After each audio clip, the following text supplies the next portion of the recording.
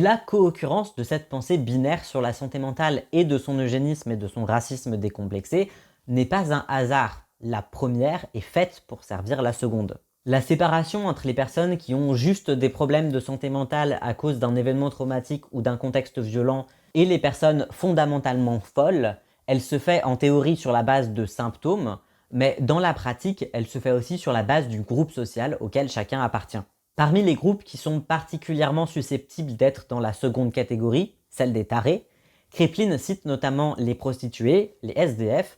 et vous l'avez peut-être vu venir, les juifs. Dans l'hypothèse où il serait statistiquement vrai que ces personnes présentent plus de problèmes de santé mentale, ce que je suis tout à fait prêt à croire, il paraît facile, quand on a déjà fait le lien entre contexte violent et problème psy, de présumer qu'elles seraient dans la première catégorie. Des personnes qui vivent dans un contexte violent au quotidien et dont la santé mentale se dégrade en conséquence. Non, c'est pas très surprenant qu'être juif en Allemagne en 1920, ce soit un peu tendu. Mais ce n'est pas ça que Kraepelin essaie vraiment de dire avec sa dichotomie. Ce qu'il essaye de dire, c'est qu'il y a ceux qui font partie du groupe dominant, et sûrement que s'ils ont des problèmes, ça ne doit pas venir de l'intérieur, puisqu'ils sont d'une race forte et pure, et ceux qui font partie d'un groupe marginalisé, qui sont tarés, littéralement, qui sont considérés comme ayant des tares, notamment génétiques, qui sont intrinsèques à leur classe ou à leur race, et qui ne peuvent pas être soignés, et même qu'il faudrait empêcher de se reproduire pour ne pas que leurs tares se diffusent dans la population. On marginalise les fous parce qu'ils sont fous,